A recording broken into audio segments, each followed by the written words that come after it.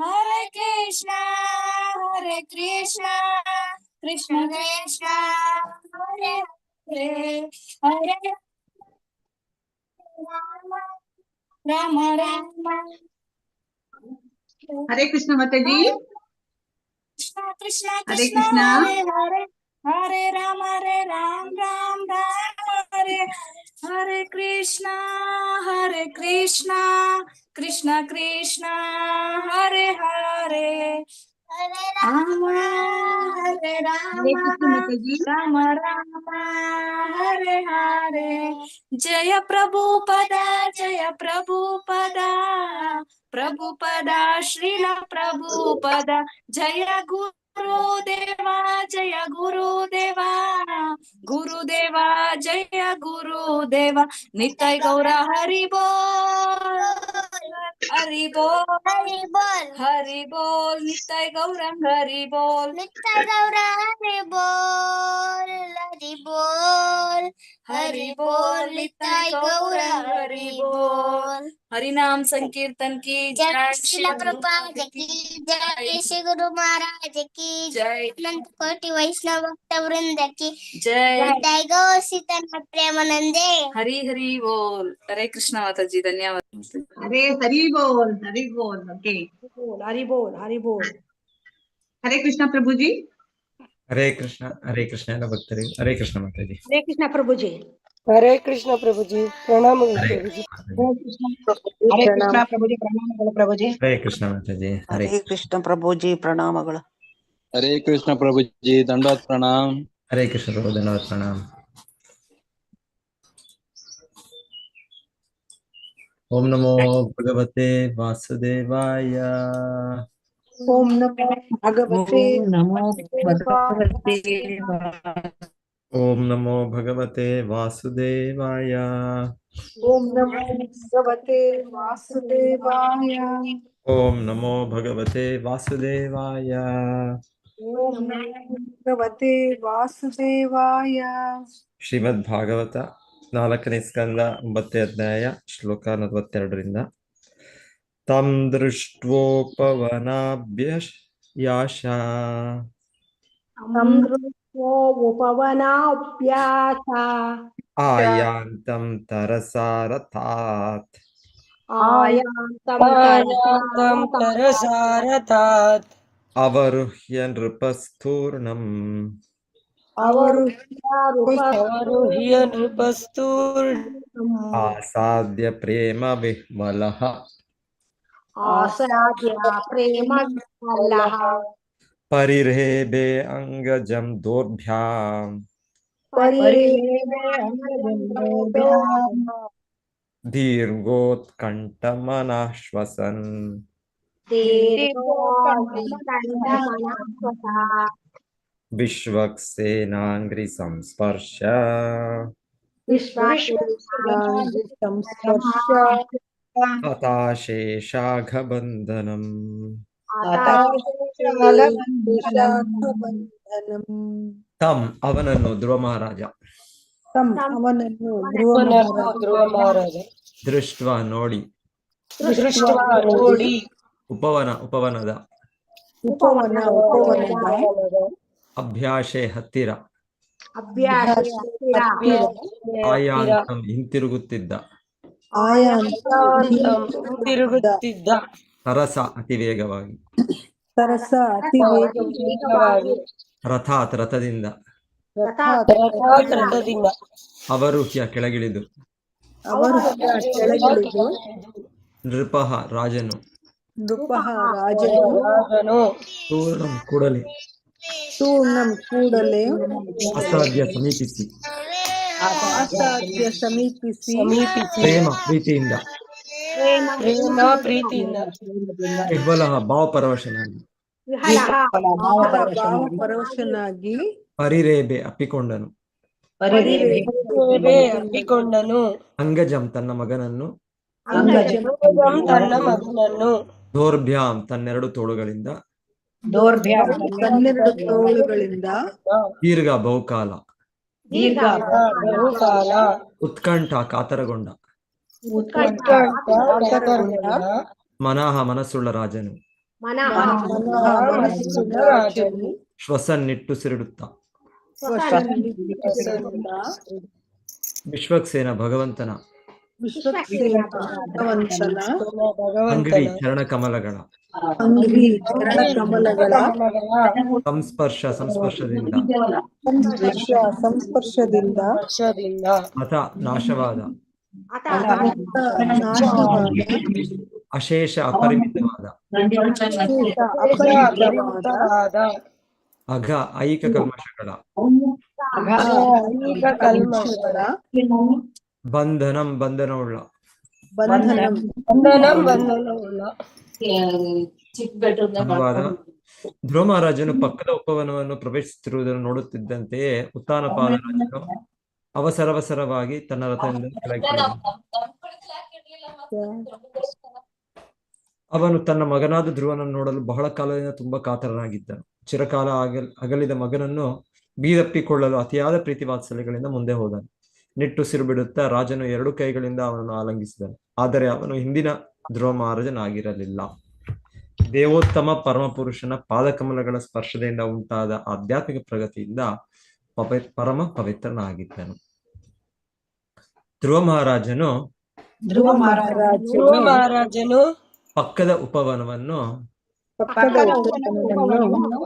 ಪ್ರವೇಶಿಸುತ್ತಿರುವುದನ್ನು ನೋಡುತ್ತಿದ್ದಂತೆಯೇ ಉತ್ತಾನಪಾದ ರಾಜನು ಅವಸರವಸರವಾಗಿ ತನ್ನ ರಥದಿಂದ ಕೆಳಕ್ಕಿಳಿದನು. ಅವನು ತನ್ನ ಮಗನಾದ ಧ್ರುವನನ್ನು ನೋಡಲು ಬಹಳ ಕಾಲದಿಂದ ತುಂಬಾ ಕಾತರನಾಗಿದ್ದನು. ಚಿರಕಾಲ ಅಗಲಿದ ಮಗನನ್ನು ಬಿಗಿದಪ್ಪಿಕೊಳ್ಳಲು ಅತಿಯಾದ ಪ್ರೀತಿ ವಾತ್ಸಲ್ಯಗಳಿಂದ ಮುಂದೆ ಹೋದನು. ನಿಟ್ಟುಸಿರು ಬಿಡುತ್ತಾ ರಾಜನು 2 ಕೈಗಳಿಂದ ಅವನನ್ನು ಆಲಂಗಿಸಿದನು. ಆದರೆ ಅವನು ಹಿಂದಿನ ಧ್ರುವ ಮಹಾರಾಜನಾಗಿರಲಿಲ್ಲ. ದೇವೋತ್ತಮ ಪರಮಪುರುಷನ ಪಾದಕಮಲಗಳ ಸ್ಪರ್ಶದಿಂದ ಉಂಟಾದ ಆಧ್ಯಾತ್ಮಿಕ ಪ್ರಗತಿಯಿಂದ ಪರಮ ಪವಿತ್ರನಾಗಿದ್ದನು.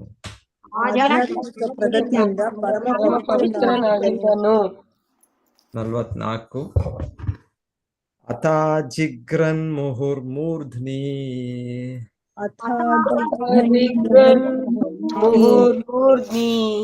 ಶೀತೈರ್ನಯನ ವಾರಿಭಿಃ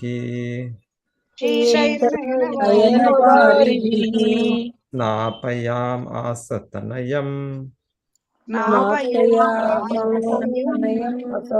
ಜಾತೋದ್ಧಾಮ ಮನೋರಥಃ.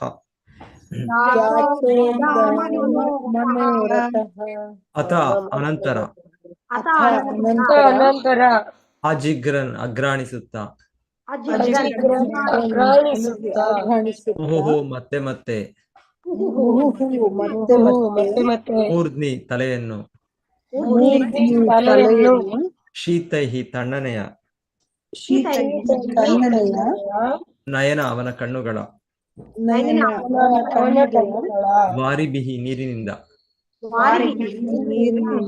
ತಾಪಯಾಮ್ ಆಸ ಅವನು ಸ್ನಾನ ಮಾಡಿಸಿದನು. ತನಯಂ ಮಗನನ್ನು ಜಾತ ನೆರವೇರಿದ ಉತ್ತಮ ಮಹತ್ತಾದ ಮನೋಹರತಃ ಆಸೆಯುಳ್ಳ. ಅನುವಾದ ಮತ್ತು ಭಾವಾರ್ಥ ಶಿಲಪ್ರಭುಪಾದ ಜಯವಾಗಲಿ. ಧ್ರುವ ಮಹಾರಾಜನೊಂದಿಗೆ ಆದ ಪುನರ್ಮಿಲನದಿಂದ ರಾಜ ಉತ್ತಾನಪಾದನ ದೀರ್ಘಕಾಲದ ಆಸೆ ಈಡೇರಿತು. ಈ ಕಾರಣದಿಂದ ಅವನು ಧ್ರುವನ ತಲೆಯನ್ನು ಮತ್ತೆ ಮತ್ತೆ ಆಘ್ರಾಣಿಸಿದನು. ಧಾರಾಕಾರವಾದ ತಣ್ಣನೆಯ ಆನಂದ ಬಾಷ್ಪಗಳಿಂದ ಅವನು ಮಗನ ದೇಹವೆಲ್ಲವನ್ನು ನೆನೆಯಿಸಿದನು. ಧ್ರುವ ಮಹಾರಾಜನೊಂದಿಗೆ ಆದ ಪುನಃ ಮಿಲನದಿಂದ ಆದ ಆದ ಮಿಲನದಿಂದ ಜ್ಞಾನದಿಂದ ರಾಜ ಉತ್ಥಾನಪಾದನ ರಾಜ ಉತ್ಥಾನಪಾದನ ದೀರ್ಘಕಾಲದ ಆಸೆ ಈಡೇರಿತು. ದೀರ್ಘಕಾಲದ ಆಸೆ ಮಾತು ಈಡೇರಿತು. ಈಡೇರಿತು. ಈ ಕಾರಣದಿಂದ ಅವನು ಈ ಕಾರಣದಿಂದ ಅವನು ಧ್ರುವನ ತಲೆಯನ್ನು ಮತ್ತೆ ಮತ್ತೆ ಆಘ್ರಾಣಿಸಿದನು.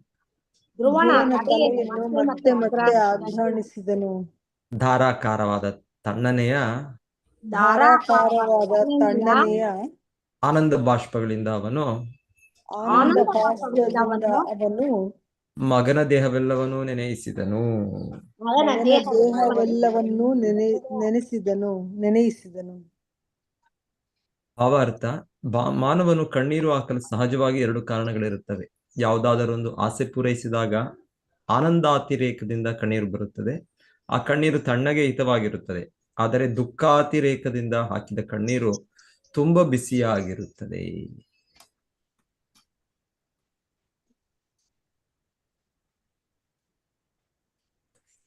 ನಲವತ್ತೈದು.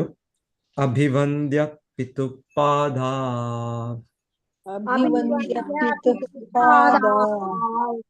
ಆಶೀರ್ಭಿಶ್ಚಾಭಿಮಂತ್ರಿತಃ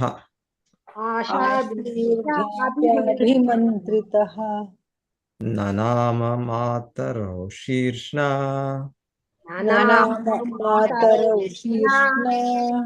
ಸತ್ಕೃತ ಸಜ್ಜನಾಗ್ರಣೀ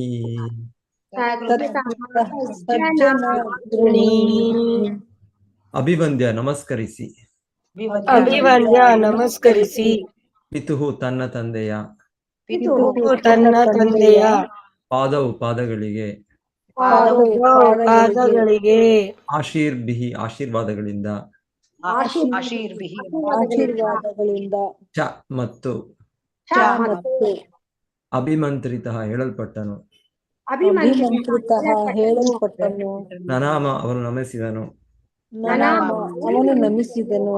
ಮಾತರವು ತನ್ನ ಇಬ್ಬರು ತಾಯಂದಿರಿಗೆ, ತನ್ನ ಇಬ್ಬರು ತಾಯಂದಿರಿಗೆ, ಶೀರ್ಷ್ಣ ತನ್ನ ತಲೆಯಿಂದ, ತನ್ನ ತಲೆಯಿಂದ, ಸತ್ಕೃತಃ ಗೌರವಿಸಲ್ಪಟ್ಟ, ಗೌರವಿಸಲ್ಪಟ್ಟ, ಸಜ್ಜನರಲ್ಲಿ, ಸಜ್ಜನರಲ್ಲಿ, ಅಗ್ರಣಿ ಮೊದಲಿಗನಾದ.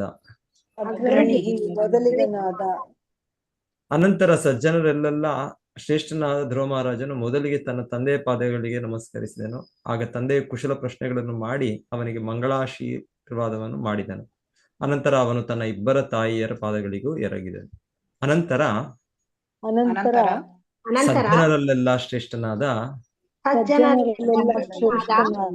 ಧ್ರುವ ಮಹಾರಾಜನು ಮೊದಲಿಗೆ ತನ್ನ ತಂದೆಯ ಪಾದಗಳಿಗೆ ತನ್ನ ತಂದೆಯ ಪಾದಗಳಿಗೆ ನಮಸ್ಕರಿಸಿದನು. ಆಗ ತಂದೆಯು ಕುಶಲ ಪ್ರಶ್ನೆಗಳನ್ನು ಮಾಡಿ ಅವನಿಗೆ ಮಂಗಳಾಶೀರ್ವಾದವನ್ನು ಮಾಡಿದನು. ಅನಂತರ ಅವನು ತನ್ನ ಇಬ್ಬರು ತಾಯಿಯರ ಪಾದಗಳಿಗೂ ಎರಗಿದನು. ತನ್ನ ಇಬ್ಬರು ತಾಯಿಯರ ಪಾದಗಳಿಗೆ ಎರಗಿದನು. ಮಾತಾಜಿ ಭಾವಾರ್ಥ ಯಾರುತ್ತಾರೆ? ಜಯಲಕ್ಷ್ಮಿ ಕೆ ಓದಿ ಮಾತಾಜಿ. ಜಯಲಕ್ಷ್ಮಿ ಕೆ ಕಮಲ ಮಾತಾಜಿ. ಧ್ರುವ ಮಹಾರಾಜನು ತನ್ನ ತಾಯಿಗೆ ಮಾತ್ರವಲ್ಲದೆ ತನಗೆ ಅಪಮಾನ ಮಾಡಿ ಮನೆ ಬಿಡಲು ಕಾರಣವಾದ ಮಲತಾಯಿಗೂ ಏಕೆ ನಮಸ್ಕರಿಸಿದ ಎಂದು ಕೇಳಬಹುದು.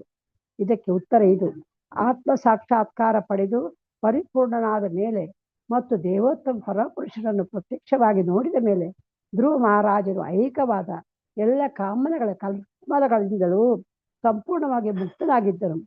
ಈ ಭೌತಿಕ ಜಗತ್ತಿನಲ್ಲಿ ಭಕ್ತನು ಎಂದಿಗೂ ಮಾನಾಪಮಾನಗಳ ಕಡೆ ಲಕ್ಷ್ಯವೇ ಕೊಡುವುದಿಲ್ಲ. ಆದ್ದರಿಂದಲೇ ಭಕ್ತನು ಹುಲ್ಲಿಗಿಂತಲೂ ಹೆಚ್ಚು ತಗ್ಗಿ ಬಗ್ಗಿ ವಿನಮ್ರನಾಗಿ ನಡೆಯಬೇಕು ಮತ್ತು ಭಕ್ತಿ ಸೇವೆಯನ್ನು ಮಾಡುವಲ್ಲಿ ಮರಕ್ಕಿಂತಲೂ ಹೆಚ್ಚು ಸಹಿಷ್ಣುವಾಗಿರಬೇಕು ಎಂದು ಚೈತನ್ಯ ಮಹಾಪ್ರಭುಗಳು ಹೇಳುತ್ತಾರೆ.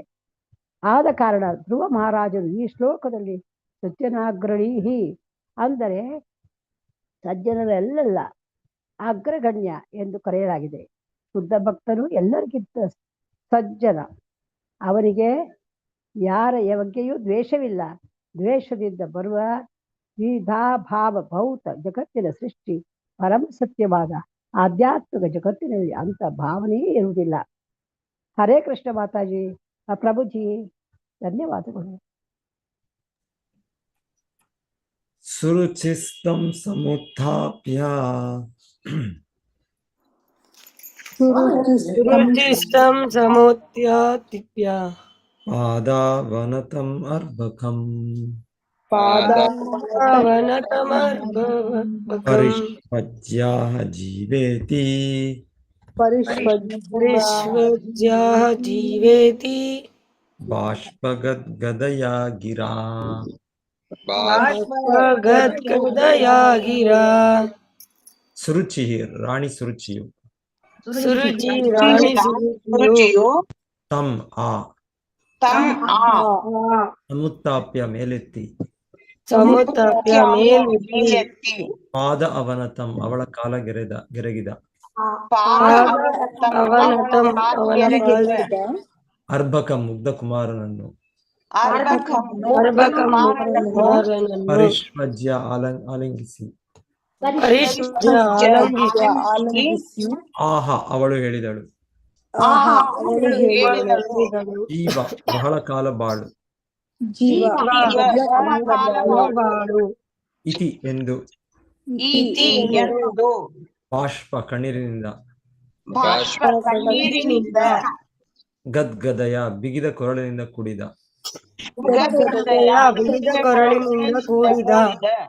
ಗಿರ ಮಾತುಗಳಿಂದ ಬ್ರಹ್ಮರಾಜನ ಚಿಕ್ಕಮ್ಮನಾದ ಸುರುಚಿಯು ತನ್ನ ಕಾಲಿಗೆ ಬೀಳುತ್ತಿರುವ ಮುಗ್ಧ ಬಾಲಕನನ್ನು ಕೈ ಹಿಡಿದು ಮೇಲಕ್ಕೆತ್ತಿ ಆಲಿಂಗನ ಮಾಡಿ ಭಾವಪರವಶಳಾಗಿ ಕಣ್ಣೀರು ಸುರಿಸುತ್ತಾ, ಬಾಲಕನೇ ಚಿರಂಜೀವಿಯಾಗು ಎಂದು ಆಶೀರ್ವದಿಸಿದರು. ಧ್ರುವ ಮಹಾರಾಜನ ಚಿಕ್ಕಮ್ಮನಾದ ಸುರುಚಿಯು ತನ್ನ ಕಾಲಿಗೆ ಬೀಳುತ್ತಿರುವ ಮುಗ್ಧ ಬಾಲಕನನ್ನು ಕೈ ಹಿಡಿದು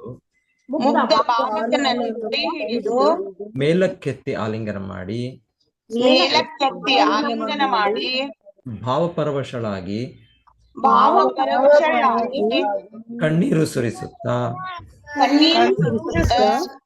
ಬಾಲಕನೇ ಚಿರಂಜೀವಿಯಾಗು ಎಂದು ಆಶೀರ್ವದಿಸಿದಳು.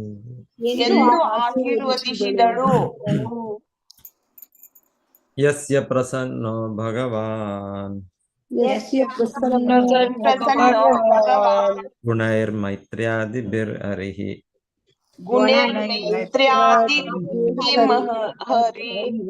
ತಸ್ಮೈ ನಮಂತಿ ಭೂತಾನಿ ನಿಮ್ನಂ ಆಪ ಇವ ಸ್ವಯಂ.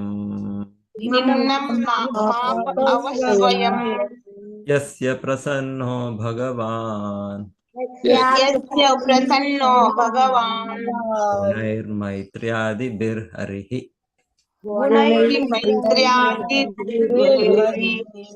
ತಸ್ಮೈ ನಮಂತಿ ಭೂತಾನಿ ನಿಮ್ನಂ ಆಪ ಇವಂ ಸ್ವಯಂ.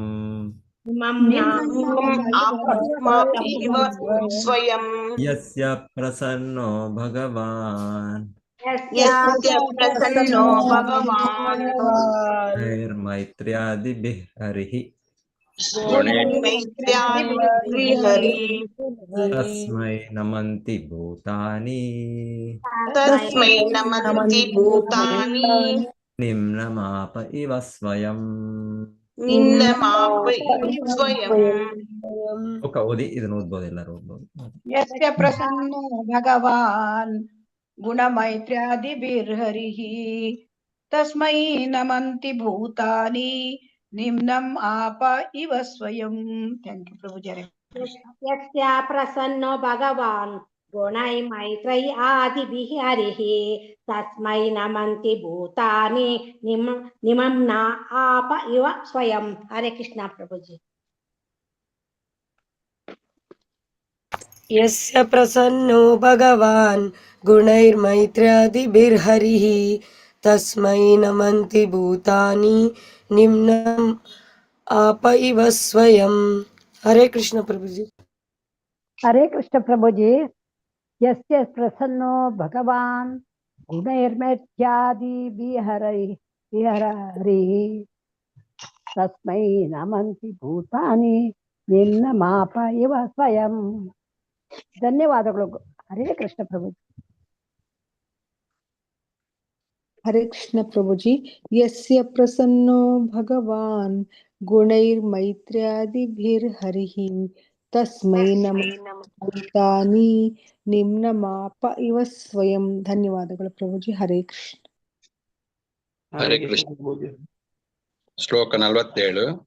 ಯಶ್ಯ ಪ್ರಸನ್ನೋ ಭಗವಾನ್ ಗುಣೈರ್ಮೈತ್ರ್ಯಾದಿಭಿರ್ಹರಿ ತಸ್ಮೈ ನಮಂತಿ ಭೂತಾನಿ ನಿಮ್ನಮಾಪ ಇವ ಸ್ವಯಂ. ಹರೇ ಕೃಷ್ಣ. ಧನ್ಯವಾದ. हरे कृष्ण प्रभु जी। यस्य प्रसन्नो भगवान् गुणै मैत्रादिभिर्हरि तस्यै नमन्ति भूतानि निम्नं आप इव स्वयं। हरे कृष्ण. हरे कृष्ण प्रभु जी। श्लोक 47. यस्य प्रसन्नो भगवान् गुह्य मैत्रादिभिर्हरि तस्य नमन्ति भूतानि निम्नमाप इव स्वयं। हरे कृष्ण प्रभु जी। ಹರೇ ಕೃಷ್ಣ ಪ್ರಭು. ಶ್ಲೋಕ 47. ಯಸ್ಯ ಪ್ರಸನ್ನೋ ಭಗವಾನ್ ಗುಣೈ ಮೈತ್ರ್ಯಾದಿಭಿರ್ಹರಿ ತಸ್ಮೈ ನಮಂತಿ ಭೂತಾನಿ ನಿಮ್ನಮಾಪ ಇವ ಸ್ವಯಂ. हरे कृष्ण प्रभु जी। यस्य प्रसन्नो भगवान् गुणैर्मैत्र्यादिभिर्हरिः तस्मै नमन्ति भूतानि निम्नमाप इव स्वयं। हरे कृष्ण। धन्यवाद.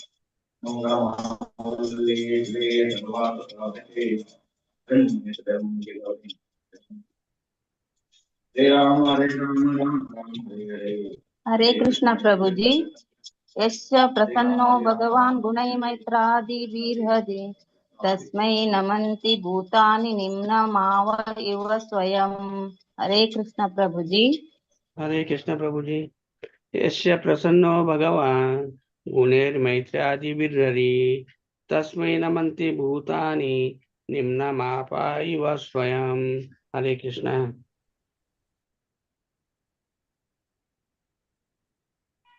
ಯಸ್ಯ ಯಾರೊಡನೆ, ಯಾರೊಡನೆ, ಪ್ರಸನ್ನಃ ಪ್ರಸನ್ನನಾಗಿದ್ದಾನೆಯೋ, ಪ್ರಸನ್ನನಾಗಿದ್ದಾನೆಯೋ, ಭಗವಾನ್ ದೇವೋತ್ತಮ ಪರಮಪುರುಷನು, ಭಗವಾನ್ ದೇವೋತ್ತಮ ಪರಮ ಪುರುಷನು, ಗುಣೈಹಿ ಸದ್ಗುಣಗಳಿಂದ, ಸದ್ಗುಣಗಳಿಂದ, ಮೈತ್ರಿ ಆದಿಭಿಹಿ ಸ್ನೇಹ ಮುಂತಾದ, ಮೈತ್ರಿ ಆದಿಭ್ಯ ಸ್ನೇಹ ಮುಂತಾದ, ಹರಿಹಿ ಪ್ರಭುವಾದ ಹರಿಯು, ಹರಿಹಿ ಪ್ರಭುವಾದ ಹರಿಯು, ತಸ್ಮೈ ಅವನಿಗೆ, ಅವನಿಗೆ ನಮಂತಿ ನಮಸ್ಕರಿಸುತ್ತಾರೆ, ನಮಸ್ಕರಿಸುತ್ತಾರೆ, ಭೂತಾನಿ ಎಲ್ಲ ಜೀವಿಗಳು, ಎಲ್ಲ ಜೀವಿಗಳು, ನಿಮ್ನಂ ತಗ್ಗು ಪ್ರದೇಶಕ್ಕೆ, ತಗ್ಗು ಪ್ರದೇಶಕ್ಕೆ, ಆಪಹ ನೀರು, ನೀರು, ಇವ ಹೋಗುವಂತೆ, ಹೋಗುವಂತೆ, ಸ್ವಯಂ ತಾನಾಗಿಯೇ, ತಾನಾಗಿಯೇ, ದೇವೋತ್ತಮ ಪರಮಪುರುಷನೊಡನೆ ಮೈತ್ರಿ ಭಾವ ಬೆಳೆಸಿಕೊಂಡು ಯಾವನು ದಿವ್ಯ ಗುಣಯುಕ್ತನಾಗಿರುವನೋ ಅವನಿಗೆ ಸಮಸ್ತ ಜೀವಿಗಳು ಗೌರವ ಸಲ್ಲಿಸುತ್ತವೆ. ನೀರು ಯಾವಾಗಲೂ ಹಳ್ಳದ ಕಡೆ ಹರಿಯುವಂತೆ. ದೇವೋತ್ತಮ ಪರಮಪುರುಷನೊಡನೆ ಮೈತ್ರಿ ಭಾವ ಬೆಳೆಸಿಕೊಂಡು ಯಾವನು ದಿವ್ಯ ಗುಣಯುಕ್ತನಾಗಿರುವನೋ ಅವನಿಗೆ ಸಮಸ್ತ ಜೀವಿಗಳು ಗೌರವ ಸಲ್ಲಿಸುತ್ತವೆ. ನೀರು ಯಾವಾಗಲೂ ಹಳ್ಳದ ಕಡೆ ಹರಿಯುವಂತೆ. ಹಳ್ಳದ ಕಡೆ ಹರಿಯುವಂತೆ.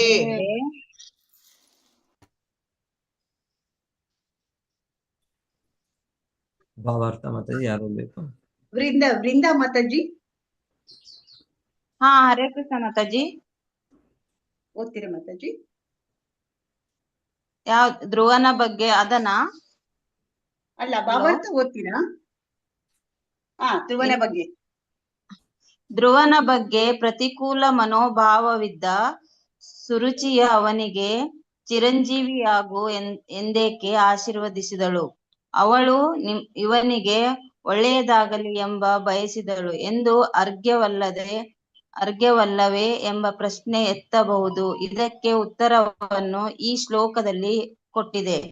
ಧ್ರುವ ಮಹಾರಾಜನನ್ನು ದೇವರು ಅನುಗ್ರಹಿಸಿದ್ದ ಅವನಿಗೆ ದಿವ್ಯ ಗುಣಗಳಿದ್ದುದರಿಂದ ಅವನಿಗೆ ಎಲ್ಲರೂ ಗೌರವ ಮತ್ತು ಆಶೀರ್ವಾದಗಳನ್ನು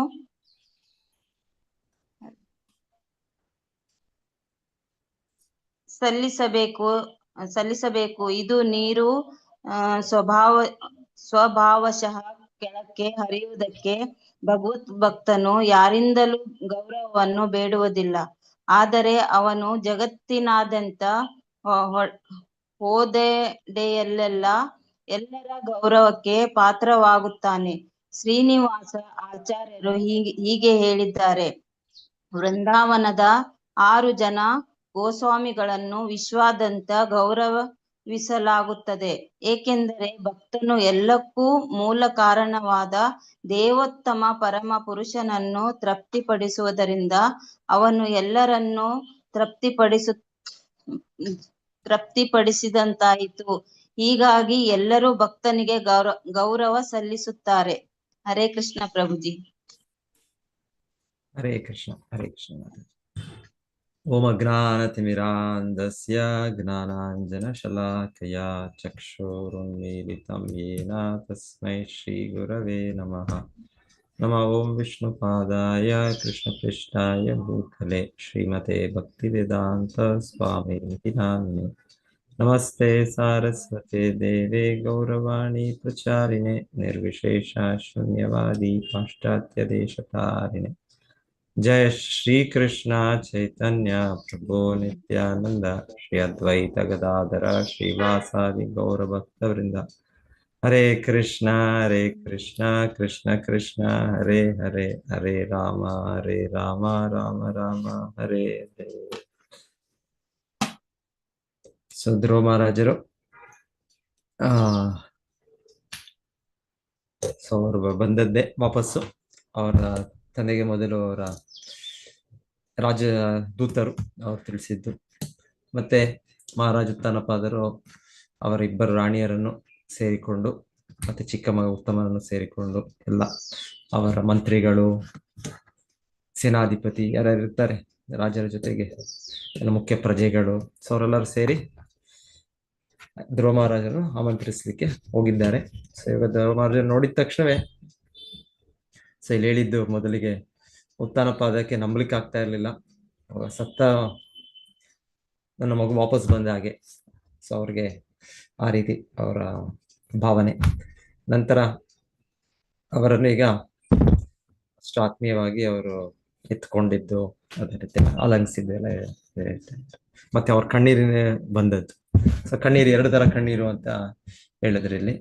ಸೊ ಒಂದು ಆನಂದದಲ್ಲಿ ಒಂದು ಕಣ್ಣೀರು ಬರುತ್ತೆ, ಇನ್ನೊಂದು ಕಣ್ಣೀರು ಬರುತ್ತೆ ತುಂಬಾ ಒಂದು ನೋವಿನಲ್ಲಿ.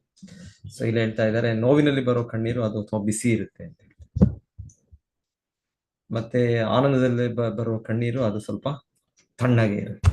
ಸೊ ಇಲ್ಲಿ ಉತ್ಥಾನ ಪದಕ್ಕೆ ತುಂಬಾ ಆನಂದ ಆಗಿದ್ದು, ಹಾಗೆ ಆನಂದದಲ್ಲಿ ತುಂಬಾ ತುಂಬಾ ಅದೊಂಥರ ಕೂಲ್ ಅಂತ ಏನ್ ಹೇಳ್ತೀರ, ತಂಪಾಗಿರುವಂಥದ್ದು.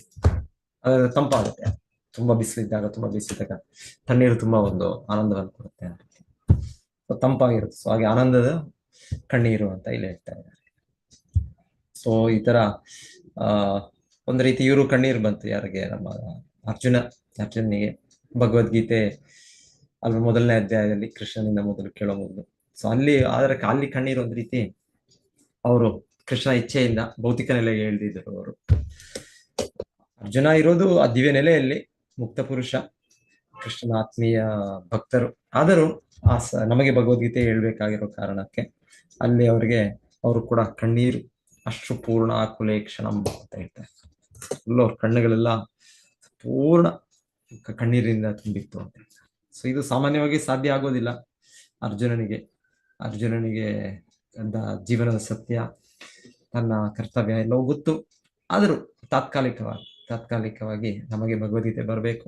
ಸೊ ಭಗವಂತನು ಅರ್ಜುನನನ್ನು ಹಾಗೆ ಅವನ ನಿಮಿತ್ತ ಮಾಡಿಕೊಂಡು ಅರ್ಜುನನಿಗೆ ಅಷ್ಟು ರೀತಿ ಒಂದು ಬೇಸರ, ಅಷ್ಟು ಒಂದು ಇದು ಅನುಕಂಪ. ಸೊ ಈ ರೀತಿ ಅರ್ಜುನನಿಗೆ ಬಂದದ್ದು ಒಂದು ರೀತಿ ಒಂದು ಭಯದಿಂದ, ಆ ಥರ ಅಲ್ಲ, ಬೇರೆ ಬೇರೆ ರೀತಿಯ ಕಾರಣದಿಂದ ಬರ್ಬೋದು ಕಣ್ಣೀರು. ತುಂಬಾ ಭಯದಲ್ಲೂ ಕೂಡ ಬರ್ಬೋದು ಕಣ್ಣೀರು, ತುಂಬಾ ನೋವಿನ ಇದರಲ್ಲೂ ಕೂಡ ಕಣ್ಣೀರು ಬರುತ್ತೆ. ಬೇರೆ ಬೇರೆ ಕಣ್ಣೀರು ಅಂದ್ರೆ ಅದು ನಮ್ಮ ಭಾವನೆಗಳನ್ನ ವ್ಯಕ್ತಪಡಿಸುವ ಒಂದು ಇದು ಭಗವಂತನು ಮಾಡಿರುವ ಒಂದು ಸೃಷ್ಟಿ. ಸೊ ಇದೆ, ಆಧ್ಯಾತ್ಮಿಕದಲ್ಲೂ ಇದೆ. ಸೊ ಅಲ್ಲಿ ತುಂಬಾ ಅತಿ ಆನಂದದಲ್ಲಿ ಅಲ್ಲಿ ಕಣ್ಣೀರು ಅಲ್ಲಿ ಹೇಳ್ತಾರೆ. ಸೊ ಹೇಳ್ತಾರೆ ಅದು 8 ಲಕ್ಷಣಗಳಲ್ಲಿ ಒಂದು ಅಂತ ಕೂಡ ಹೇಳ್ತಾರೆ. ಷಡ್ವಿಕಾರ, ದೇಹದ ಬದಲಾವಣೆಗಳು. ಆಗ ತುಂಬಾ ಅತಿ ಆನಂದದಲ್ಲಿ, ದಿವ್ಯ ಆನಂದದಲ್ಲಿ, ಭೌತಿಕ ಆನಂದ ಒಂದು, ಅದರಲ್ಲೂ ಕಣ್ಣೀರು ಇಲ್ಲಿ ಹೇಳ್ತಾ ಇದ್ದಾರೆ. ಅದೇ ದಿವ್ಯ ಇದ್ರಲ್ಲೂ ಕೂಡ ಇದೆ. ಸೊ ಈಗೇನು ಇದು ಕಣ್ಣೀರು ಅಂದ್ರೆ ಇದೊಂದು ಕೇವಲ ಇದು ಭೌತಿಕವಾದದ್ದು ಅಂತಲ್ಲ, ಇದೆಲ್ಲ ಸಹಜ ಒಂದು ಜೀವಿಯ ಲಕ್ಷಣಗಳು. ಹೀಗೆ ಜೀವಿಗೆ ಸಹಜವಾಗಿ ನಮಗೆ ಇಚ್ಛೆಗಳಿದೆ, ಕಾಮನೆಗಳಿದೆ. ಸೊ ನಮಗೆ ಇಚ್ಛೆ ಇಲ್ಲ ಅಂದ್ರೆ ನಾವು ನಮ್ಮ ಇನ್ನೊಂದು ಜಡವಸ್ತುಗೆ ಏನು ವ್ಯತ್ಯಾಸ. ಸೊ ನಮಗೆ ಪ್ರಜ್ಞೆ ಇದ್ರೆ ನಮಗೆ ಕಾಮನೆಗಳು, ಇಚ್ಛೆಗಳು ಇರುತ್ತೆ. ಆದ್ರೆ ಮೂಲತಃ ಅದು ಪ್ರತಿಯೊಂದು ಕೃಷ್ಣನ ಇಂದ್ರಿಯಗಳನ್ನು ತೃಪ್ತಿಪಡಿಸುವ ಇಚ್ಛೆಗಳು. ಈಗ ನಾವು ಭಗವಂತನ ಮಾಯಾಶಕ್ತಿ ಪ್ರಭಾವದಿಂದ ನಮ್ಮ ಸ್ವಂತ ಇಂದ್ರಿಯಗಳ ಇಚ್ಛೆಗಳು ಪೂರೈಕೆಗೆ ನಾವು ನಮ್ಮ ಇಚ್ಛೆಗಳು, ಈ ಇಚ್ಛೆಗಳು ಬೆಳಬೇಕು. ಅದೇ ಕೃಷ್ಣನನ್ನು ತೃಪ್ತಿಪಡಿಸುವ ಇಚ್ಛೆಗಳನ್ನು ಬೆಳೆಸ್ಬೇಕು. ಸೊ ಅದೇ ರೀತಿಯಲ್ಲಿ ಈಗ ಆ ಇಚ್ಛೆಗಳು ಮತ್ತೆ ಅಲ್ಲಿ ಇರುವ ಸುಖ ದುಃಖಗಳಲ್ಲಿ ಭಗವಂತನ ಮಾಡಿರೋದು ಇದಿದೆ, ಕಣ್ಣೀರು ಬರೋ ಒಂದು ಇದಿದೆ. ಸೊ ಇಲ್ಲಿ ಅದ್ರ ಆಧ್ಯಾತ್ಮಿಕದಲ್ಲೂ ಕೂಡ ಪರಿಪೂರ್ಣತೆಯಲ್ಲಿ ಕಣ್ಣೀರಿದೆ. ಆದ್ರೆ ಆ ಕಣ್ಣೀರು ಅದು ಬೇಕು. ಅದು ಸೊ ಹೇಳ್ತಾರೆ, ಆ ಕಣ್ಣೀರಿಂದ ನಾವು ಕೃಷ್ಣ ವಿರಹದಲ್ಲೋ ಇಲ್ಲಾಂದ್ರೆ ಕೃಷ್ಣ ನೋಡ್ಬೇಕು, ಆ ಕಾತುರತೆ, ಆ ಕಣ್ಣೀರ್ ನಮ್ಗೆ ಬೆಳೆಸ್ಕೊಂಡ್ರೆ ಅವಾಗ ನಮ್ಗೆ ಅದು ವೆಲ್ಕಮ್. ಅದು ನಮ್ಗೆ ಆಧ್ಯಾತ್ಮಿಕ ಪ್ರಗತಿ ಸಾಧಿಸ್ಲಿಕ್ಕೆ ಅದು ಸಹಾಯ ಮಾಡುತ್ತೆ. ಆತರ ಭೌತಿಕವಾದ ಕಣ್ಣೀರಿದ್ರು ಕೂಡ ಅದು ಕೃಷ್ಣನಿಗೋಸ್ಕರ ಮಾಡಿದ್ರೆ ಅದು ಒಳ್ಳೆ ಪರಿಪೂರ್ಣತೆಯಲ್ಲಿ ಇದೆ. ಅದು ತುಂಬಾ ಅತಿ ಆನಂದದಲ್ಲಿ ಬರುವ ಕಣ್ಣೀರು. ಸೊ ಇದೆಲ್ಲವೂ ಇದೆ, ಇದು ಭಗವಂತನ ಸೃಷ್ಟಿ. ಇದು ಭೌತಿಕವಾಗೋ ಆಧ್ಯಾತ್ಮಿಕವಾಗೋ ಯಾವ ನೆಲೆಯಲ್ಲಿದ್ರು ಇದೆಲ್ಲ ಇದೆ. ಆದರೆ ಭೌತಿಕವಾಗಿರುವಾಗ ಇಲ್ಲಿ ಹೇಳ್ತಾರೆ ಈ ರೀತಿ ಸುಖದಲ್ಲಿ ಬರೋದು ಮತ್ತೆ ದುಃಖದಲ್ಲಿ ಬರೋದು ಅದು ಬಿಸಿ ಇರುತ್ತೆ ಅಂತ ಹೇಳ್ತಾರೆ. ಸೊ ಮಕ್ಕಳಾಗಿದ್ದಾಗ ಸಾಮಾನ್ಯವಾಗಿ ನಾವು ಅಳೋದು ತುಂಬಾ ಹೆಚ್ಚು ಅಳ್ತೇವೆ. ಅದು ದುಃಖದಿಂದಾನೇ ಬರೋದು ಕಣ್ಣೀರು. ಎಷ್ಟೋ ಇದು ಬೇಕು, ಅದು ಬೇಕು, ಇದಕ್ಕೆ ಹಠ ಮಾಡೋದು, ಅದಕ್ಕೆ ಹಠ ಮಾಡೋದು. ಆದರೆ ಬೇರೆ ತರ ಕಣ್ಣೀರು ಇಲ್ಲಿ ಹೇಳ್ತಾರೆ, ಸುಖದಲ್ಲಿ ಕೂಡ ಕಣ್ಣೀರಿದೆ. ಅದೊಂದು ತೃಪ್ತಿಯಲ್ಲಿ, ಸ್ಯಾಟಿಸ್ಫ್ಯಾಕ್ಷನ್, ತುಂಬಾ ತೃಪ್ತಿಯಲ್ಲಿ ಅದರಲ್ಲಿ ಬರುವ ಒಂದು ಕಣ್ಣೀರು ಭಗವಂತರು ಮಾಡಿದ ಒಂದು ಸಹಜ ಸೃಷ್ಟಿ. ಸೊ ಎನಿವೆ, ಸೊ ಉತ್ಥಾನಪಾದರು ಇದನ್ನು ವ್ಯಕ್ತಪಡಿಸಿದ್ರು ಇಲ್ಲಿ. ಮತ್ತೆ ಆಧ್ಯಾತ್ಮಿಕದಲ್ಲಿ ಇದೆ, ಆಧ್ಯಾತ್ಮಿಕದಲ್ಲೂ ಕೂಡ ಕಣ್ಣೀರಿದೆ. ಹೇಳ್ತಾರೆ ಗೋಪಿಕೆಯರು ಅವರು ಕೃಷ್ಣನ ವೃಂದಾವನದಿಂದ ಬಿಟ್ಟೋದ್ಮೇಲೆ ಬರ್ಲಿಲ್ಲ ವಾಪಸ್. ಸೊ ಅವರು ಯಾವಾಗ್ಲೂ ಅಳ್ತಾನೆ ಇದ್ರು. ನಂದ ಮಹಾರಾಜ, ಯಶೋದೆ ಎಲ್ಲರೂ ಅವರು ಕೂಡ ಯಾವಾಗ್ಲೂ ಅವರು ಅದು ಆಧ್ಯಾತ್ಮಿಕ ನೆಲೆಯಲ್ಲಿ ಅವರು ಪಡೆದ ಒಂದು ವಿರಹ ಭಾವ, ಅದರಲ್ಲಿ ಅದು ಕಣ್ಣೀರು. ಸೊ ಆ ಕಣ್ಣೀರಲ್ಲಿ ಅವ್ರಿಗೆ ಅದರಲ್ಲಿ ಕೃಷ್ಣನೇ ವಸ್ತು, ಅದರಿಂದ ಕೃಷ್ಣನಿಗೆ ಉದ್ದೇಶಿತವಾಗಿರೋದು ಅದ್ರ ಆಧ್ಯಾತ್ಮಿಕ ಆನಂದ ಇದೆ, ತುಂಬಾ ಹೆಚ್ಚು ಆನಂದ ಇದೆ.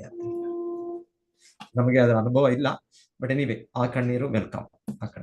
ಸೊ ಚೈತನ್ಯ ಮಹಾಪ್ರಭು ಹೇಳ್ತಾರೆ, ಸಂಕೀರ್ತನೆ ಮಾಡುವಾಗ ಅವಾಗ ಚೈತನ್ಯ ಮಹಾಪ್ರಭು ಎಷ್ಟು ಆನಂದ, ದಿವ್ಯ ಆನಂದ.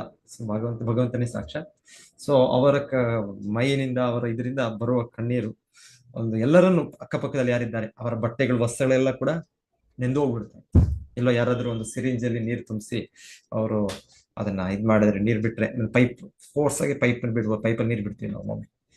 ಸೊ ಹಾಗೆ ಬಿಟ್ರೆ ಏನಾಗುತ್ತೆ, ಅಲ್ಲಿ ಪಕ್ಕದಲ್ಲಿರೋರೆಲ್ಲ ಎಲ್ಲ ಕಡೆ ನೀರು ಅವ್ರ ಮೇಲೆಲ್ಲ ಬೀಳುತ್ತೆ. ಸೊ ಆ ರೀತಿಯಲ್ಲಿ ಚೈತನ್ಯ ಮಹಾಪ್ರಭು ಸುತ್ತ ಇರೋರೆಲ್ಲರೂ ಕೂಡ ಅಷ್ಟು ಇದು. ಸೊ ಇದು ದಿವ್ಯ ನೆಲೆಯಲ್ಲಿ ಶ್ರೀಲ ಪ್ರಭುಪಾದರ ಬಗ್ಗೆನೂ ಕೂಡ ಹಲವು ಕಡೆ ಅವರ ಶಿಷ್ಯರು ಹೇಳ್ತಾರೆ. ಅವರು ಒಂದು ಪ್ರವಚನ ಕೊಡುವಾಗ, ಇನ್ನೊಂದು ಮಾಡುವಾಗ, ಜಯರಾಧ ಮಾಧವ ಆಚಾರ್ಯರು ಹಾಡುವಾಗ, ಸೊ ಈ ರೀತಿ ಅವ್ರಿಗೆ ಎಷ್ಟೊಂದು ಆಧ್ಯಾತ್ಮಿಕ ಆನಂದ ಇರ್ತಾ ಇತ್ತು. ಅವ್ರು ಅದನ್ನ ನಿಲ್ಲಿಸ್ತಾ ಇದ್ರು. ಸಾಮಾನ್ಯವಾಗಿ ಶುದ್ಧ ಭಕ್ತರು ಅವರು ಅವರ ಪ್ರಪಂಚದಲ್ಲೇ ತೋರಿಸ್ಕೊಳ್ಳೋದಿಲ್ಲ. ನಾನು ನೋಡಿ ಇಷ್ಟು ಶುದ್ಧ ಭಕ್ತನೂ ಆಗಿ ನನ್ನ. ಆದರೆ ಒಮ್ಮೆ ಹೇಳ್ತಾರೆ, ಅವರು ಭಕ್ತರು ಶಿಷ್ಯರು ನೋಡಿದ್ದು ಶ್ರೀಲ ಪ್ರಭುಪಾದರಿಂದ ಬರೋ ಕಣ್ಣೀರು ಸುರಿಮಾಳೆ ರೀತಿಯಲ್ಲಿ, ಮತ್ತೆ ಇಲ್ಲಿ ಹೇಳ್ತಾರೆ ಸಿರಿಂಜ್, ಆ ರೀತಿಯಲ್ಲಿ ಅವ್ರನ್ನೆಲ್ಲರನ್ನು ಅಷ್ಟು ಬರ್ತದೆ. ಸೊ ಇದು ದಿವ್ಯ ನೆಲೆಯಲ್ಲಿ ಬರುವ ಕಣ್ಣೀರು. ಎನಿವೆ, ಉತ್ಥಾನಪಾದರು ಈಗ ತುಂಬಾ ಸಂತೋಷ, ತುಂಬಾ ಆನಂದ. ಸಹಜವಾಗಿ ಒಬ್ಬ ತಂದೆ ಮಗನನ್ನು ಎಷ್ಟು ಸಮಯ ಕಳೆದುಕೊಂಡದ್ದು ಮತ್ತೆ ಪಡೆದಿದ್ದಾರೆ ಅಂದ್ರೆ ಆನಂದವನ್ನು ಅವರು ವ್ಯಕ್ತಪಡಿಸಿದ್ದಾರೆ. ಸೊ ಇದರ ನಂತರ ಇಲ್ಲಿ ಹೇಳ್ತಾ ಇದ್ದಾರೆ, ಧ್ರುವ ಮಹಾರಾಜರು ಬಹಳ ಒಂದು ವಿನಮ್ರತೆಯಿಂದ ತಂದೆಗೆ ನಮಸ್ಕರಿಸಿದರು. ಹಿರಿಯರು ನಮಸ್ಕರಿಸಿದರು. ಮತ್ತೆ ಹಾಗೆಯೇ ತಂದೆ ಜೊತೆಗೆ ಅವರ ತಾಯಿ ಸುನೀತಿ, ಜೊತೆಗೆ ಮಲತಾಯಿ ಸುರುಚಿ.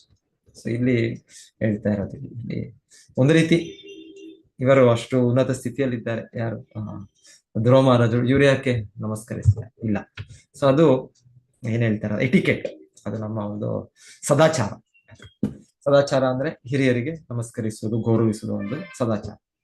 ಸೊ ಎಷ್ಟರ ಮಟ್ಟಿಗೆ ನಾವು ಕೇಳ್ತೀವಿ, ಕೃಷ್ಣನು ಕೂಡ ಪರಮ ಪುರುಷನು ಹಾಗೆ ತೋರಿಸ್ತಾನೆ ನಮಗೆ. ಭಗವಂತನು ಕೂಡ ತನ್ನ ತಂದೆ ತಾಯಿಯರು, ದೇವಕಿ, ವಸುದೇವ, ಇಲ್ಲ ಯಶೋದೆ, ನಂದ ಮಹಾರಾಜರು, ಅವ್ರಿಗೆ ಭಗವಂತನು ಗೌರವಿಸ್ತಾ ಇದ್ದಿದ್ದು ಹಿರಿಯರಿಗೆ. ಮತ್ತೆ ಪಾಂಡವರಿಗೂ ಕೂಡ, ಯಾಕಂದ್ರೆ ಅವರು ಒಂದು ಸಹೋದರರು, ಕಸಿನ್ಸ್. ಆದರೂ ಹೇಳ್ತಾರೆ, ಯಾವಾಗ ಯುಧಿಷ್ಠಿರ ಮಹಾರಾಜರನ್ನು ಭೇಟಿ ಮಾಡ್ತಾ ಇದ್ರು, ಕೃಷ್ಣನು ಅವರ ಪಾದಗಳನ್ನು ಸ್ಪರ್ಶ ಮಾಡ್ತಾರೆ. ಯಾಕಂದ್ರೆ ಕೃಷ್ಣನು ವಯಸ್ಸಿನಲ್ಲಿ ಆ ರೀತಿಯಲ್ಲಿ ಕಿರಿಯನು. ಹಾಗೆ ಕೃಷ್ಣ ಪರಮಪುರುಷರಾದ್ರೂ ಕೂಡ ಯುಧಿಷ್ಠಿರ ಮಹಾರಾಜರ ಪಾದಗಳನ್ನು ಸ್ಪರ್ಶಿಸ್ತಾರೆ, ಅವರನ್ನು. ಮತ್ತೆ ಭೀಮಸೇನ, ಅರ್ಜುನ ಸಮವಯಸ್ಕರ.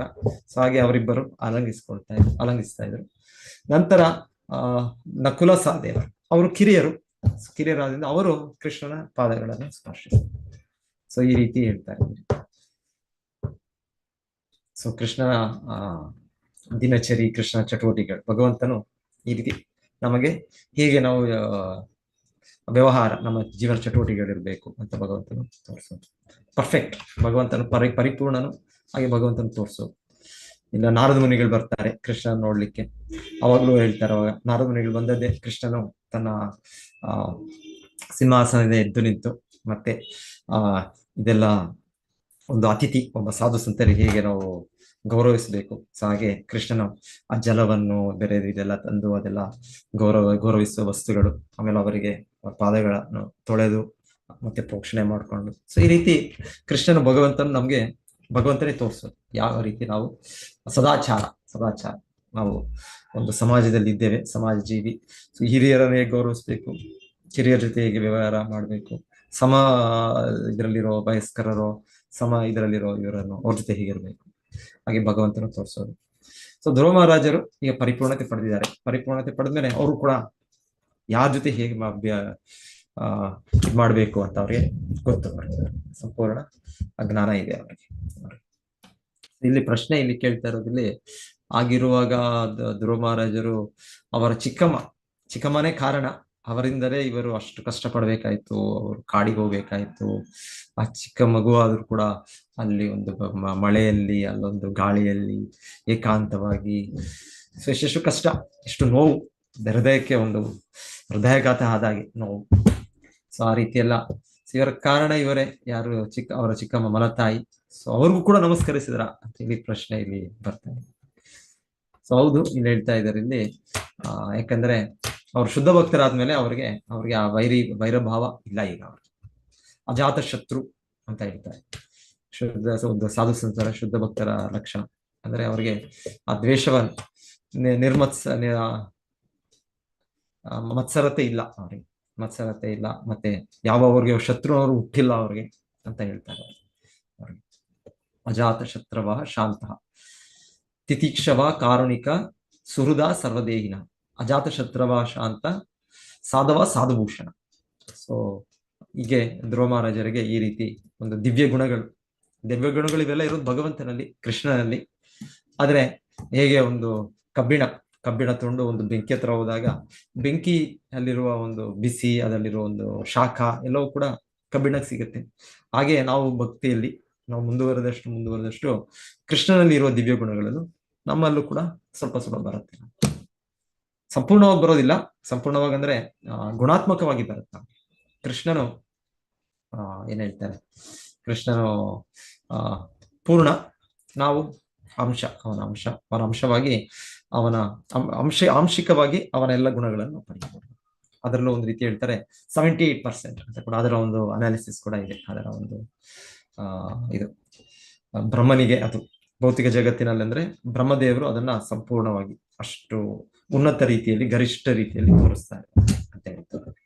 50 ಗುಣ, 64 ದಿವ್ಯ ಗುಣಗಳು ಕೃಷ್ಣನಲ್ಲಿ, ಅದರಲ್ಲಿ 50 ಜೀವಿಗಳು ಬೆಳೆಸಬಹುದು ಅಂತ ಹೇಳಿ ಅದು ಬ್ರಹ್ಮದೇವರು ಭೌತಿಕ ಜಗತ್ತಿನಲ್ಲಿ ತುಂಬಾ ಉನ್ನತವಾಗಿ ಬೆಳೆಸಿದ್ದಾರೆ. ಸೊ ಎನಿವೆ, ಸೊ ಧ್ರುವ ಮಹಾರಾಜರು ಹಾಗೆ ದಿವ್ಯ ಗುಣಗಳು ಸಹಜವಾಗಿ ಅವರಿಗೆ ಈಗ ಪ್ರಾಪ್ತಿಯಾದ್ರಿಂದ ಅವರ ಮಲತಾಯಿಗೂ ಕೂಡ ಅವರು ನಮಸ್ಕರಿಸಿದರು. ಆಮೇಲೆ ಇಲ್ಲಿ ಹೇಳ್ತಾರೆ, ಅವರ ಮಲತಾಯಿ ಕೂಡ ಈಗ ಅವರನ್ನು ಆಶೀರ್ವದಿಸಿದ್ದಾರೆ. ಜೀವೇತಿ ಚಿರಂಜೀವ. ಅವರು ಕೂಡ ಮೊದಲಿಗೆ ಅವರೇ ಅಷ್ಟು ಅವರನ್ನು ಹಿಂಸಿಸಿದ್ದು, ಅವ್ರು ದ್ವೇಷಿಸಿದ್ದು, ಆದ್ರೆ ಈಗ ಹೇಳ್ತಾರೆ ಅವರು ಕೂಡ ಪ್ರೇಮ ಭಾವನೆ ಇರ್ತಾರೆ. ಧ್ರುವ ಮಹಾರಾಜನಿಗೆ ಇನ್ನ ಒಳ್ಳೇದಾಗ್ಬೇಕು, ತುಂಬಾ ಉದ್ದ ಕಾಲ ಅವರ ಬದುಕಬೇಕು. ಸೊ ಈ ರೀತಿ ಒಂದು ಅವರ ಆಶೀರ್ವಾದ. ಸೊ ಇಲ್ಲಿ ಹೇಳ್ತಾ ಇದ್ದಾರೆ ಯಾಕೆ ಅಂತ, ಅದಕ್ಕೂ ಕೂಡ ಹೇಳ್ತಾರೆ ಪ್ರಶ್ನೆ ಯಾಕೆ ಅಂತ ಹೇಳಿದ್ರೆ, ಕೃಷ್ಣನ ಭಕ್ತಿ, ಕೃಷ್ಣ ಶುದ್ಧ ಭಕ್ತನಾಗ್ಬಿಟ್ರೆ ಸಹಜವಾಗಿ ಎಲ್ಲ ಜೀವಿಗಳು ಕೂಡ ಆ ವ್ಯಕ್ತಿ ಹತ್ತಿರವಾಗ್ತಾನೆ. ಸೊ ಇದು ವಿಧಾನ. ಸೊ ನಾವು ಅನ್ಕೊಳ್ತೇವೆ, ನಾನು ನನ್ನ ಕುಟುಂಬದವ್ರಿಗೆ ತುಂಬಾ ಹತ್ತಿರ ಆಗ್ಬೇಕು, ಅವರಿಗೆ ಒಂದು ಪರಮ ಹಿತೈಷಿ ನಾನು. ಸೊ ನನ್ನ ಬಂಧುಗಳಿಗೆ, ನನ್ನ ಸ್ನೇಹಿತರಿಗೆ, ಇಲ್ಲ ನನ್ನ ಸಮಾಜದ ಜನರಿಗೆ, ನನ್ನ ದೇಶದ ಜನರಿಗೆ, ಸೊ ಈ ಬೇರೆ ಬೇರೆ ರೀತಿಯಲ್ಲಿ ವ್ಯಕ್ತಿಗಳು ಗುರಿಯನ್ನು ಮಾಡ್ಕೊಳ್ತಾರೆ ಜೀವನದಲ್ಲಿ. ನಾವು ಜನರಿಗೆ ಹಿತೈಷಿಯಾಗಿ ಅವರಿಂದ ಒಂದು ಚಪ್ಪಾಳೆ ತಟ್ಟು ಇದು ಮಾಡ್ಕೊಳ್ಬೇಕು. ಸೊ ಆ ರೀತಿ ನಮಗೆ ಒಂದು ಇದಿರುತ್ತೆ, ಭೌತಿಕ ಮನೋಭಾವ ಇರುತ್ತೆ. ಸೊ ಅದೇ ಹೇಳ್ತಾರೆ, ಅದೆಲ್ಲ ವಿಧಾನ. ಸೊ ಹಾಗೆ ನಾವು ಯಾರನ್ನು ಕೂಡ ತೃಪ್ತರಾಗಿ ಮಾಡಕ್ಕಾಗಲ್ಲ. ಸೊ ದೇಶದಲ್ಲೂ ಕೂಡ ಎಷ್ಟೆಷ್ಟೋ ರಾಜಕಾರಣಿಗಳು ಈ ರೀತಿ ಜನರನ್ನು ತೃಪ್ತಪಡಿಸ್ಬೇಕು ಅಂತ ಪ್ರಯತ್ನಿಸ್ತಾರೆ. ಸ್ವತಂತ್ರ ಇಲ್ಲ ನಮಗೆ, ಆದ್ರೆ ಸ್ವತಂತ್ರ ಆಂದೋಲನ ಅಂತ ಅವರು ಸೃಷ್ಟಿ ಮಾಡ್ಕೊಂಡು, ಇನ್ನೊಂದು ನ್ಯಾಯ ಅಂತ ಏನೋ ಭೌತಿಕವಾದ ಒಂದು ನ್ಯಾಯ ಅನ್ಯಾಯ ಅಂತ ಸೃಷ್ಟಿ ಮಾಡ್ಕೊಂಡು ಅವರು ಅದಕ್ಕೆ ಹೋರಾಡ್ತಾರೆ. ಅವ್ರ ಜೀವವನ್ನೇ ಅವರು ತ್ಯಾಗ ಮಾಡ್ತಾರೆ. ಆದ್ರೆ ಹೇಳ್ತಾರೆ, ಕೊನೆಗೆ ಎಲ್ಲರನ್ನೂ ಅವ್ರು ತೃಪ್ತಿಪಡಿಸಕ್ ಆಗೋದಿಲ್ಲ, ಯಾರೋ ಇನ್ನೊಬ್ಬರು ಅವರನ್ನು ಶೂಟ್ ಮಾಡ್ತಾರೆ. ಇದು ಎಲ್ಲ ಕಡೆ ನಡೀತಾನೆ ಇರುತ್ತೆ. ಇದು ಈ ಸಮಾಜ ಕಾರ್ಯಕರ್ತರು ಅಂತ ಇರ್ತಾರೆ, ಅವರು ಜನರಿಗೋಸ್ಕರ ಅವ್ರು ಶ್ರಮ ಪಡ್ತಿದ್ದಾರೆ. ಆದ್ರೆ ಸ್ವಲ್ಪ ಸಮಯದ ನಂತರ ಯಾರಿಗೂ ಅವರು ಬೇಸರ ಪಡಿಸ್ತಾರೆ. ಸೊ ಅವರು ಇವ್ರನ್ನ ಶೂಟ್ ಮಾಡ್ತಾರೆ. ಸೊ ಇದು ಜಗದ ನಿಯಮ. ಇದು ಭೌತಿಕವಾಗಿ ನಾವು ಯಾರು ಕೂಡ ತೃಪ್ತಿ ಮಾಡಿಸ್ಲಿಕ್ಕೆ ಆಗೋದಿಲ್ಲ. ಸೊ ನಿಜವಾದ ಮಾರ್ಗ, ನಿಜವಾದ ವಿಧಾನ ಅಂದ್ರೆ ಕೃಷ್ಣನ ತೃಪ್ತಿ ಪಡಿಸ್ಬೇಕು. ಕೃಷ್ಣನ ತೃಪ್ತಿ ಪಡಿಸೋದ್ರಿಂದ ಯಸ್ಮಿನ್ ತುಷ್ಟೇ ಜಗತ್ ತುಷ್ಟಂ. ಸೊ ಹೇಳ್ತಾರೆ, ಕೃಷ್ಣನೇನಾದ್ರೂ ತೃಪ್ತನಾದ್ರೆ ಜಗತ್ತೇ ತೃಪ್ತನಾಗುತ್ತೆ. ಸೊ ಇದಕ್ಕೆ ಬಹಳ ನಿದರ್ಶನಗಳು, ಬಹಳ ಇದು ಮತ್ತೆ ನಾವು ಶಾಸ್ತ್ರದಿಂದ ಕೇಳ್ತಾ ಇರ್ತೇವೆ. ಧ್ರುವ ಮಹಾರಾಜರು ಕೂಡ ಅವರ ಪರಿಪೂರ್ಣತೆ ಸ್ಥಿತಿಯಲ್ಲಿ ಅವರು ಎಲ್ಲರನ್ನು ತೃಪ್ತಿಪಡಿಸಿದ್ದಾರೆ. ಎಲ್ಲ ಸಂಪೂರ್ಣ ರಾಜ್ಯವೇ, ಎಲ್ಲ ಪ್ರಜೆಗಳೇ ಎಲ್ಲರೂ ಬಂದಿದ್ದಾರೆ ಅವರು ಮತ್ತೆ ಅವರ ರಾಜಧಾನಿ ಕರ್ಕೊಂಡು ಹೋಗ್ಲಿಕ್ಕೆ. ಸೊ ಅಷ್ಟು ಆನಂದದಿಂದ ಅವರು ಒಂದು ವೈಭವದಿಂದ ಒಂದು ಹಬ್ಬ ಆಚರಣೆ ಮಾಡ್ತಾ ಇದ್ದಾರೆ ಧ್ರುವ ಮಹಾರಾಜರನ್ನು ಬರಮಾಡ್ಲಿಕ್ಕೆ. ಯಾಕಂದ್ರೆ ಅವರು ಕೃಷ್ಣನ ಶುದ್ಧ ಭಕ್ತರೀಗ ಕೃಷ್ಣನ ತೃಪ್ತಿಪಡಿಸಿದ್ದಾರೆ. ಸೊ ಹಾಗೆ ಪ್ರತಿಯೊಬ್ಬರು ಅವರಿಂದ ತೃಪ್ತರು. ಸೊ ಏನಿದೆ, ಸೊ ಈ ರೀತಿ ಯುಧಿಷ್ಠಿರ ಮಹಾರಾಜರು ಅವರ ಬಗ್ಗೆ ಕೂಡ ಹೇಳ್ತಾರೆ. ಯುಧಿಷ್ಠಿರ ಮಹಾರಾಜರು ಆ ರಾಜಸೂಯ ಯಜ್ಞ ಮಾಡುವಾಗ ಅವರು ಎಲ್ಲರನ್ನು ಕೂಡ ಅವರು ಅಲ್ಲಿ ಭಾಗವಹಿಸೋ ರೀತಿಯಲ್ಲಿ ಮಾಡ್ತಾರೆ. ಎಲ್ಲರನ್ನು ಅಂದ್ರೆ ಕೌರವರು ದುರ್ಯೋಧನ, ಕರ್ಣ, ಇವರೆಲ್ಲರೂ ಕೂಡ ಮೊದಲಿಂದಲೂ ಇವರ ಮೇಲೆ ವೈರಭಾವದಲ್ಲಿರುವವರು, ಪಾಂಡವರ ಮೇಲೆ. ಆದರೆ ಆ ರಾಜಸೂಯ ಯಜ್ಞ ಮಾಡೋ ಸಮಯದಲ್ಲಿ ಹೇಳ್ತಾರೆ ಯುಧಿಷ್ಠಿರ ಮಹಾರಾಜನನ್ನು ತೃಪ್ತಿಪಡಿಸಿದಕ್ಕೆ ದುರ್ಯೋಧನ, ಕರ್ಣ ಎಲ್ಲರೂ ಅವರು ಕೂಡ ಭಾಗವಹಿಸಿದ್ರು. ಅವ್ರಿಗಿರ್ಬೋದು ಅರ್ಜುನನ ಮೇಲೆ, ಭೀಮಸೇನ ಮೇಲೆ ಒಂದ್ ರೀತಿ ಅವ್ರಿಗೆ ಒಂದು ಪೈಪೋಟಿ, ಇದು ಎಲ್ಲ ಏನೋ ಇರ್ಬೋದು. ಆದ್ರೆ ಹೇಳ್ತಾರೆ ರಾಜಸೂಯ ಯಜ್ಞ ಮಾಡೋ ಸಮಯದ ಪರ್ಟಿಕ್ಯುಲರ್ಲಿ ಇವರೆಲ್ಲರೂ ಕೂಡ ಹೇಗೆ ಯುಧಿಷ್ಠಿರ ಮಹಾರಾಜನ ತೃಪ್ತಿಪಡಿಸುವುದು ಅಂತ ಕರ್ಣ ಅವರು ಒಂದು ಇಲಾಖೆಯನ್ನು ವಹಿಸ್ಕೊಳ್ತಾರೆ, ಜವಾಬ್ದಾರಿಯನ್ನು ವಹಿಸ್ಕೊಳ್ತಾರೆ. ಮತ್ತೆ ದುರ್ಯೋಧನನು ವಹಿಸ್ಕೊಳ್ತಾರೆ, ದುಶ್ಯಾಸನ, ಹೀಗೆ ಪ್ರತಿಯೊಬ್ಬರು. ಯಾಕಂದ್ರೆ ಅವ್ರು ಯುಧಿಷ್ಠಿರ ಮಹಾರಾಜರ ವ್ಯಕ್ತಿತ್ವ ಹಾಗೆ, ಎಲ್ಲರಿಗೂ ಅವರು ಅವರ ಎಲ್ಲರಿಂದನೂ ಎಲ್ಲರೂ ಅವರಿಗೆ ಒಂದೇನು ಹೇಳೋದು, ಒಂದು ಒಳ್ಳೆ ಮನೋಭಾವದಲ್ಲಿ ಅವ್ರಿಗೆ. ಸೊ ಆ ರೀತಿ ಅಂತ ಹೇಳ್ತಾರೆ. ನಾರದ ಮುನಿಗಳು ನಾವು ನೋಡ್ತೇವೆ, ಅವ್ರು ಎಲ್ಲಿ ಕೂಡ ಹೋಗ್ತಾರೆ. ಅವರಿಗೆ ಇಲ್ಲಿ ದೇವತೆಗಳ ಹತ್ರನೂ ಬರ್ತಾರೆ, ಇಲ್ಲಿ ಅಸುರರ ಹತ್ರನೂ ಹೋಗ್ತಾರೆ, ಎಲ್ಲರ ಹತ್ರನೂ ಹೋಗ್ತಾರೆ. ಕಂಸನ ಹತ್ರನೂ ಬರ್ತಾರೆ ನಾರದ ಮುನಿ. ಕಂಸನು ಕೂಡ ಬನ್ನಿ ನಾರದರೆ, ನೀವು ದೊಡ್ಡ ಮಹರ್ಷಿಗಳು, ರಾಜರ್ಷಿಗಳು, ಸೊ ನನ್ನ ಮನೆಯನ್ನು ಪವಿತ್ರ ಮಾಡ್ತಾ ಇದ್ದೀರಾ, ಏನು ಸುದ್ದಿ ಹೇಳಿ ಅಂತ ಅವ್ರು ಕಂಸನು ಆಹ್ವಾನಿಸ್ತಾರೆ. ಕಂಸ, ಹಿರಣ್ಯಕಶಿಪು, ಪ್ರತಿಯೊಬ್ಬರು. ಸೊ ನಾರದರ ವ್ಯಕ್ತಿತ್ವ ಹಾಗೆ. ಸೊ ನಾರದರು ಕೇವಲ ಅವರು ಭಕ್ತರ ಹತ್ರ ಹೋಗ್ತಾರೋ, ಇಲ್ಲ ಅಂದ್ರೆ ಕೇವಲ ದೇವತೆಗಳ ಹತ್ರ ಹೋಗ್ತಾರೋ, ಇಲ್ಲ, ಅವರೆಲ್ಲರ ಹತ್ರನೂ ಹೋಗ್ತಾರೆ. ಎಲ್ಲರೂ ಕೂಡ ಅವರಿಂದ ಅವರನ್ನು ಪ್ರೀತಿಸುತ್ತಾರೆ ಆ ರೀತಿಯಲ್ಲಿ ನಾರದರು. ಇಲ್ಲಿ ಶಿಲಾ ಪ್ರಭುಪಾದರು ಮತ್ತೆ ಇನ್ನೊಂದು ಹೇಳ್ತಾ ಇರೋದು ಗೋಸ್ವಾಮಿಗಳು. ಸೊ ಗೋಸ್ವಾಮಿಗಳಂದ್ರೆ 6 ಜನ ಗೋಸ್ವಾಮಿಯರು: ಶ್ರೀ ರೂಪ ಗೋಸ್ವಾಮಿ, ಶ್ರೀ ಸನಾತನ ಗೋಸ್ವಾಮಿ, ಶ್ರೀ ರಘುನಾಥ ದಾಸ ಗೋಸ್ವಾಮಿ, ಶ್ರೀಲ ಜೀವ ಗೋಸ್ವಾಮಿ, ಶ್ರೀಲ ರಘುನಾಥ ಭಟ್ಟ ಗೋಸ್ವಾಮಿ, ಶ್ರೀಲ ಗೋಪಾಲ ಭಟ್ಟ ಗೋಸ್ವಾಮಿ. ಸೊ ಇವರು 6 ಜನ ಗೋಸ್ವಾಮಿಯರು. ಸೊ ಶ್ರೀ ಚೈತನ್ಯ ಮಹಾಪ್ರಭು ಅವರನ್ನು ವಿಶೇಷವಾಗಿ ಈ ಧರ್ಮದ ಪ್ರಚಾರ ಮಾಡಬೇಕು, ಕಲಿಯುಗದ ಧರ್ಮವನ್ನು ಸ್ಥಾಪಿಸಬೇಕು. ಸೊ ಹಾಗೆ ಇವರನ್ನು ಕಳುಹಿಸಿದ್ದು ಇಲ್ಲಿಗೆ, ಬೃಂದಾವನಕ್ಕೆ. ಇವರೆಲ್ಲರೂ ತುಂಬಾ ಸಮಾಜದಲ್ಲಿ ತುಂಬಾ ಉನ್ನತ ವ್ಯಕ್ತಿಗಳು ಎಲ್ಲ. ಆ ಸಮಯದಲ್ಲಿ ಭಾರತದ ಅಷ್ಟು ಸಮೃದ್ಧಿಯಾದ ಪ್ರದೇಶ. ಸೊ ಅಲ್ಲಿ ಇವರೆಲ್ಲರೂ ದೊಡ್ಡ ದೊಡ್ಡ ಜಮೀನ್ದಾರ್, ಇಲ್ಲಾಂದ್ರೆ ದೊಡ್ಡ ದೊಡ್ಡ ಮಂತ್ರಿಗಳು. ಆದ್ರೆ ಎಲ್ಲ ಬಿಟ್ಟು ಚೈತನ್ಯ ಮಹಾಪ್ರಭು ಇವರನ್ನು ಬೃಂದಾವನಕ್ಕೆ ಕಳಿಸ್ತಾರೆ. ಅಲ್ಲಿ ಕಳಿಸಿ ಇವರು ಗ್ರಂಥಗಳ ರಚನೆ ಮಾಡ್ತಾರೆ. ನಾನಾ ಶಾಸ್ತ್ರ ವಿಚಾರನೈಕ ನಿಪುಣ, ಎಲ್ಲಾ ಶಾಸ್ತ್ರಗಳನ್ನು ಅಧ್ಯಯನ ಮಾಡಿ ಅದರಿಂದ ವಿಚಾರಣೆ ಎಲ್ಲ ತೆಗೆದು ಯಾವುದು ನಾವು ಕಲಿಯುಗಕ್ಕೆ ಅಭ್ಯಾಸ, ಸದ್ಧರ್ಮ ಸಂಸ್ಥಾಪಕೋ, ಸದ್ಧರ್ಮ ನಿಜವಾದ ಧರ್ಮ ಕಲಿಯುಗದಲ್ಲಿ ಏನ್ ಅಭ್ಯಾಸ ಮಾಡ್ಬೇಕು ನಾವು. ಹರೇ ಕೃಷ್ಣ ಕೃಷ್ಣ ಕೃಷ್ಣ ಹರೇ ಹರೇ, ಹರೇ ರಾಮ ರಾಮ ರಾಮ. ಕೃಷ್ಣ ಭಕ್ತಿ ಚಟುವಟಿಕೆಗಳು ಮಾಡ್ಬೇಕು. ನಾವು ಹೇಗೆ ಮಾಡ್ಬೇಕು ಎಲ್ಲವನ್ನು ಅವರು ತುಂಬಾ ಪುಸ್ತಕಗಳ ಮೂಲಕ ಫೌಂಡೇಶನ್ ಎಲ್ಲ ಮಾಡಿಟ್ರು. ಸೊ ಅವ್ರ ಬಗ್ಗೆ ಹೇಳೋದು, ಅವರು ತ್ರಿಭುವನೇ ಮಾನ್ಯವು. ತ್ರಿಭುವನೆ ಅಂದ್ರೆ 3 ಲೋಕಗಳು: ಮಧ್ಯಾಹ್ನ ಭೂಲೋಕ, ಮೇಲಿನ ಉನ್ನತ ಲೋಕ, ಕೆಳಗಿನ ಲೋಕ. ಆಕ್ಚುಲಿ ಶುದ್ಧ ಭಕ್ತರು, ಅವರ ಚಟುವಟಿಕೆಗಳು ಎಲ್ಲರೂ ಕೂಡ ಅವರನ್ನು ಎಲ್ಲರೂ ಕೂಡ ಅದನ್ನು ಮೆಚ್ಚುತ್ತಾರೆ, ಅದನ್ನು ಸ್ವೀಕರಿಸ್ತಾರೆ, ಎಲ್ಲರೂ ಅದನ್ನು ಗೌರವಿಸ್ತಾರೆ. ಆಚಾರ್ಯರು ಕೂಡ ಹೇಳ್ತಾರೆ, ಸರ್ವ ದೇವಮಯೋ ಗುರು ಅಂತ ಹೇಳ್ತಾರೆ.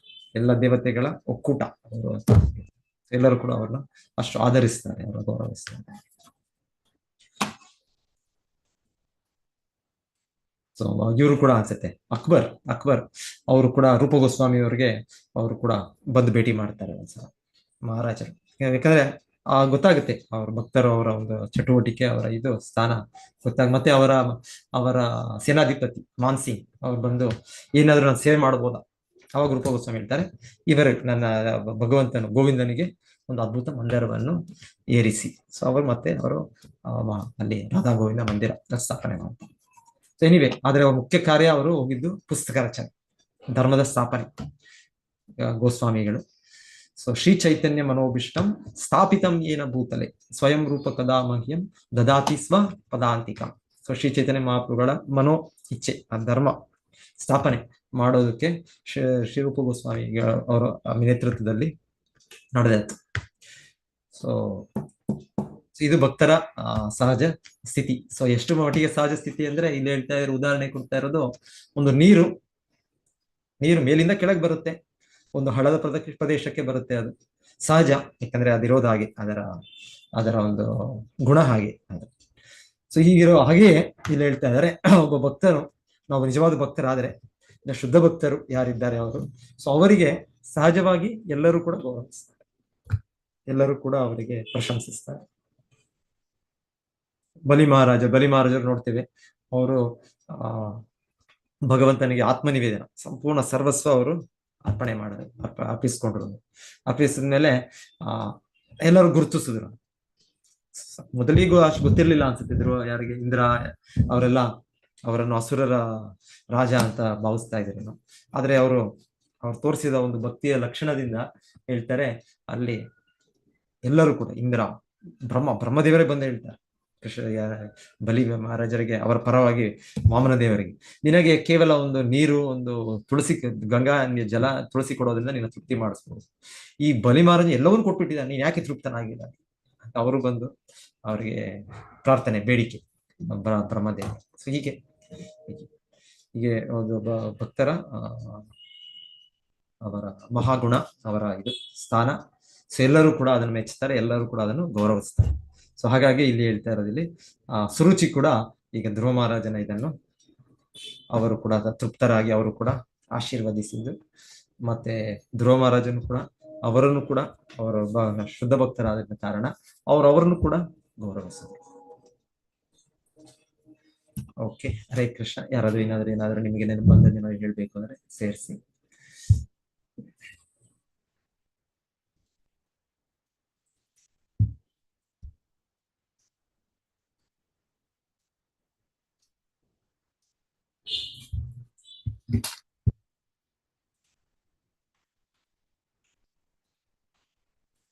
ಪ್ರಣಾಮಗಳು ಪ್ರಭುಜಿ. ಹರೇ ಕೃಷ್ಣ ಮಾತಾಜಿ. ಹರೇ ಕೃಷ್ಣ. ಹರೇ ಕೃಷ್ಣ.